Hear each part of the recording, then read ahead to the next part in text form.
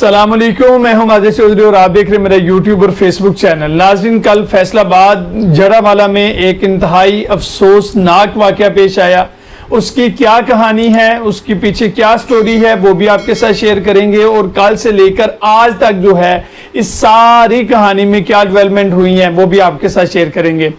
جو مسیحی برادری ہے عیسیٰ نگری، ایک وہاں پر جو ہے وہ کالونی ہے جہاں پر 5% جو ہے مسیحی برادری آباد ہے۔ لوگوں نے اپنے چھوٹے چھوٹے ٹھیلے لگائے ہوئے ہیں، اپنی جو ہے وہ وہاں پر دکانیں بنائی ہوئی ہیں، اپنے روزگار کے لیے جو ہے وہ مختلف ذرائع استعمال کرتے ہیں اور اپنا پیٹ پالتے ہیں۔ تو کل جو ہے وہ مسیحی برادری کے جو گھر تھے ان کو جلا دیا گیا، گرجا گھروں کو جلا دیا گیا۔ اس کے پیچھے کیا وجوہات ہیں وہ آپ کے ساتھ شیئر کریں گے۔ جو مسلمانوں کا ایک نام نہاد گروہ ہے جو اشتعال انگیز گروہ تھا، مسجدوں کے اندر اعلانات کروائے گئے، مسجد کی جو انتظامیہ ہیں انہوں نے بھی نہیں روکا، انہوں نے بھی ان کو اس طرح کے اعلانات کرنے سے منع نہیں کیا۔ اس کے پیچھے کیا وجہ ہے وہ بھی آپ کے ساتھ شیئر کریں گے۔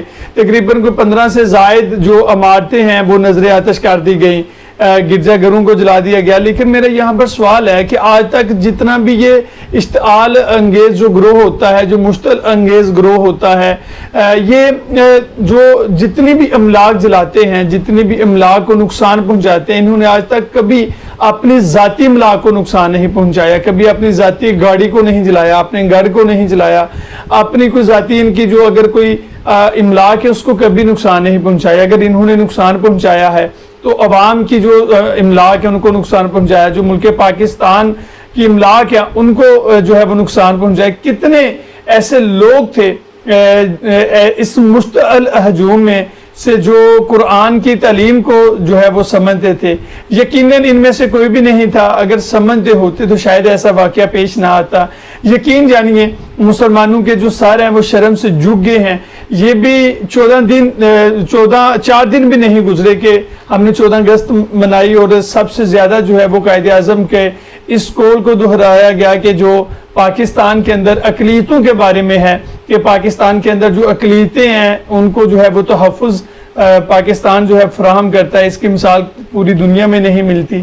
لیکن جو کل کا واقعہ ہوا اس نے جو ہے وہ چونکا کے رکھ دیا ہے پاکستان کے جو باشعور لوگ ہیں، وہ جو لوگ ہیں وہ حیران پریشان ہیں کہ اس طرح کا واقعہ جو ہے وہ سامنے نہیں آنا چاہیے۔ میں ساری کہانی جو اصل کہانی ہے وہ آپ کے سامنے رکھتا ہوں، لیکن اس سے پہلے اللہ اور اس کے رسول کا جو فرمان ہے وہ آپ کے سامنے رکھتا ہوں۔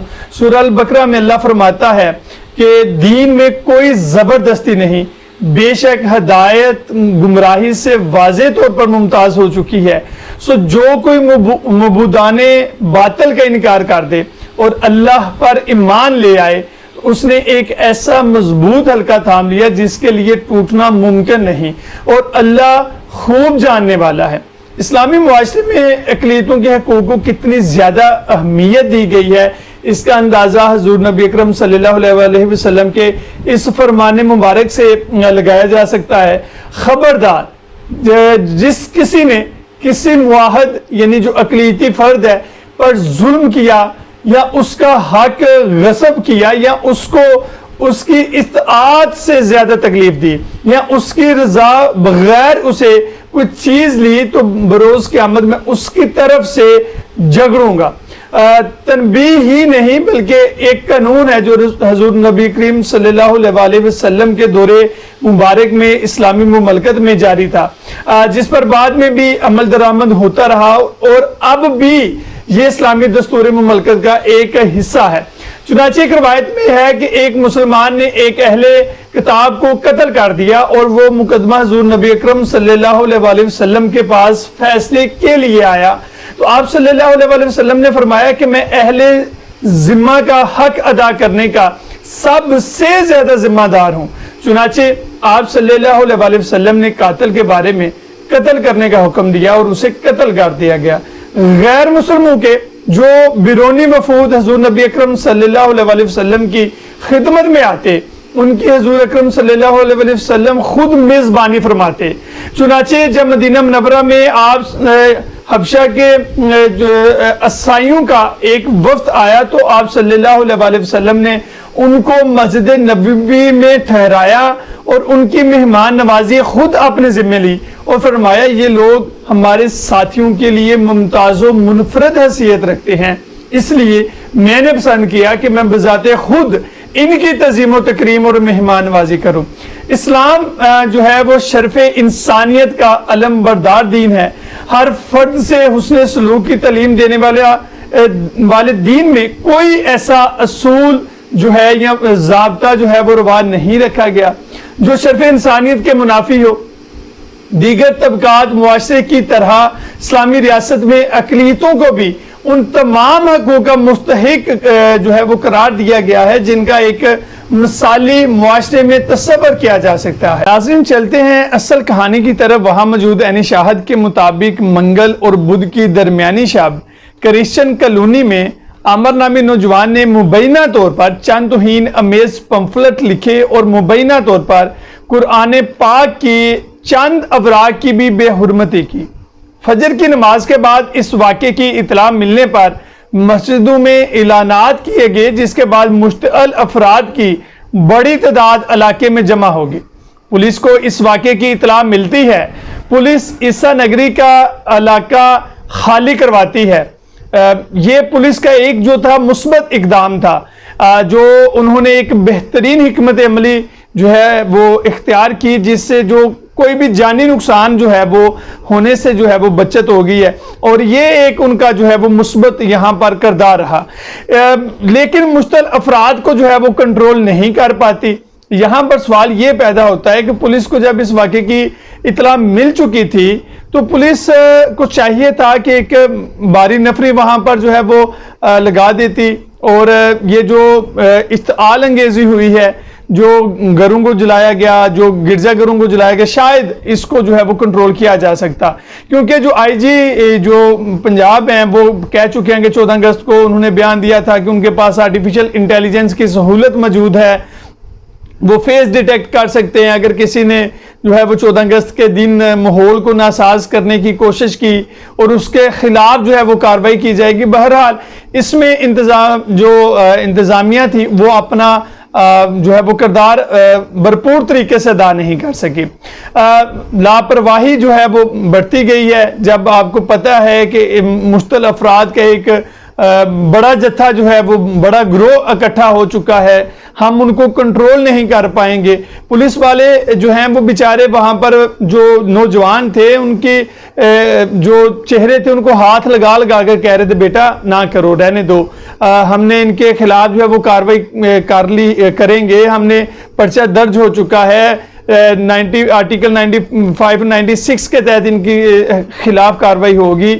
جرم ثابت ہونے کے بعد ان کو جو ہے وہ اس جو ہے وہ دفعہ کے تحت سزا جو ہے وہ سزائے موت دی جائے گی۔ تو اس کے علاوہ اور کیا چاہیے تھا؟ پولیس والے نے اپنی طرف سے کوشش کی ہے، لیکن اس طرح سے وہ سچویشن کو، حالات کو کنٹرول کرنے سے قاصر رہے ہیں۔ لوگوں نے جو ہے وہ ان کے مسیح برادری کے جو گھر تھے ان کو جلا دیا، ان کے جو گھروں سے سامان کو باہر نکال کر اس کو آگ لگائی۔ جب گرجا گھر میں جو کی باری آئی، جب اس کو جلانے کے لیے نکلے تو اس میں حتیٰ کہ جو ان کی مقدس کتاب ہے اس کو بھی جلا دیا گیا۔ جب ان کے مذاہب کی جو نشانی ہے، کراس ہے، اس کو بھی توڑ دیا گیا، تو پھر رینجرز کو طلب کر لیا گیا۔ کیا فائدہ؟ مجھے یہ سب دیکھنے کے بعد بابری مسجد یاد آئی کہ وہاں بھی لوگوں نے مسجد کی چھت پر چڑھ کر گنبد کو جو ہے وہ توڑتے رہے، اور یہاں مسلمان جو ہیں وہ عیسائیوں کے مذہب کی علامت کو جو ہے وہ توڑتے رہے۔ وہاں اینٹیں پکڑ کر مسجد کی دیواریں توڑی جاتی ہیں، اور یہاں پر گرجا گھروں کو گرایا جاتا ہے۔ انڈیا میں بھی مسلمان جو ہے وہ محفوظ نہیں، تو کل یہاں بھی جو اقلیتی برادری ہے جو وہاں پر 5% تھی وہ بھی محفوظ نہیں۔ ہم کشمیر میں مسلمانوں پر ظلم کی بات کرتے ہیں، تو کل یہاں پر جو ظلم کیا، ہم شام میں مسلمانوں کے حقوق تلفی کی بات کرتے ہیں، تو کل جو ہمارے مسلمان بھائیوں نے کیا، یہاں تک کہ مشتعل گروہ نے وہاں کے اے سی کو جو مسیح برادری سے تعلق رکھتا تھا اس کے گرد بھی گھیرا تنگ کر لیا، اور ریاست نے فوراً اس کا جو ہے وہ تبادلہ کیا، اس کو اپنا گھر چھوڑ کر بھاگنا پڑا۔ لوگ اپنا نام بتانا وہاں پر مناسب نہیں سمجھ رہے تھے کہ یہاں پر کہیں ہم مارے نہ جائیں. لوگ جو ہے وہ بیچارے وہاں سے موو کرنے پر مجبور ہو گئے. آپ کو FIA کا جو متن ہے وہ پڑھ کر سناتا ہوں جو ان نوجوانوں پر درج کی گئی. حالانکہ وہ نوجوان ہیں, انہوں نے جو ہے اس کا انکار کر دیا ہے. وہ کہتے ہیں کہ ہم نے یہ نہیں کیا گیا, ہمارے نام سے اس کو منسوب کیا گیا. لیکن بہرحال اس کی تحقیقات ہونی چاہیے تھی. ظاہر سی بات ہے, مسلمانوں کی دل آزاری کی گئی ہے, مسلمانوں کی دل زاری ہوئی ہے, لیکن اس کا یہ ہرگز بالکل مقصد نہیں ہے کہ آپ جو ہے وہ اپنی جو مسیحی برادری ہے, اگر کسی ایک نے جرم کیا ہے تو آپ سب کو اس کی سزا دیں, آپ ان کے گھروں کو توڑ دیں, ان کے گھروں کو جلا دیں, ان کے گھروں سے سامان باہر نکال کر اس کو آگ لگا دیں, گرجا گھروں کو جلا دیں, ان کی مقدس کتاب کو جلا دیں. تو بہرحال جو FIR ہے وہ یہ درج ہوئی تھی کہ جاڑانوالا پولیس کی جانب سے بدھ کو 2 مسیحی نوجوانوں کے خلاف قرآن کی بے حرمتی اور توہین رسالت کے الزامات کے تحت مقدمہ بھی درج کیا گیا. مقدمے کی FIR میں کہا گیا کہ شکایت کنندہ جب موقع پر پہنچے تو انہیں وہاں سے قرآن کے اوراق ملے جن پر سرخ پینسل اور ایک کیلنڈر بنایا ہوا تھا سرخ پینسل کے ساتھ. تاہم ملزم جو ہیں وہ موقع سے فرار ہو چکے تھے. فیصل آباد پولیس کی جانب سے بھی ٹویٹر پر جاری پیغام میں جاڑانوالا کے شہریوں کو مخاطب کر کے کہا گیا تھا کہ قرآن پاک کی بے حرمتی کرنے والوں کے خلاف سٹی تھانہ جاڑانوالا میں مقدمہ درج ہو چکا ہے, اس لیے مظاہرین اشتعال انگیزی اور توڑ پھوڑ سے گریز کریں.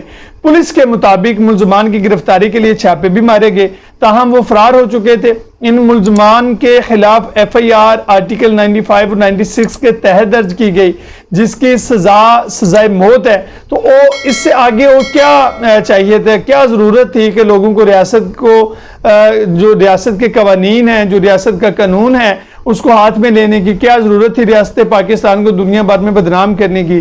اس حرکت سے دنیا بھر سے ریئیکٹ آئے گا, بلکہ آ رہا ہے. یہ پاکستان میں پہلا موقع نہیں ہے کہ توہین مذہب کے مبینہ الزامات لگائے جانے کے بعد مسیحی برادری کے جو آبادیاں ہیں اس کو نشانہ بنایا گیا. 2013 میں لاہور کے علاقہ جو بدامی علاقہ ہے, بدامی باغ ہے, اس میں بھی جوزف کالونی پر ایسے ہی ایک حملہ اور آتش زنی کے نتیجے میں سینکڑوں مسیحی جو ہیں وہ بے گھر ہو گئے تھے. جو 2009 میں ضلع فیصل آباد کی ایک اور تحصیل گوجرا میں جو ہے وہ مسلم مسیحی فسادات کے نتیجے میں کم از کم 6 مسیحی جو ہے وہ ہلاک ہوئے تھے.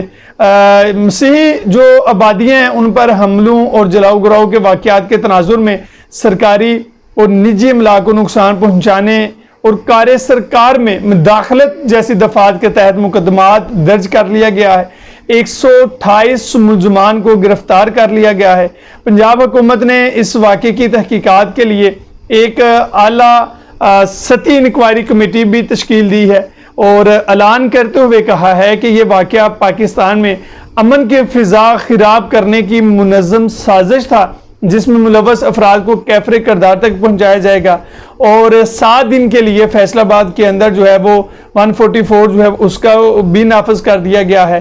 اور جو لوگ ہیں جو ان کو جو ہے وہ ڈیٹیکٹ کیا جا رہا ہے, ان لوگوں کو شناخت کی جا رہی ہے جو لوگ اس اشتعال انگیزی کے اندر ملوث تھے.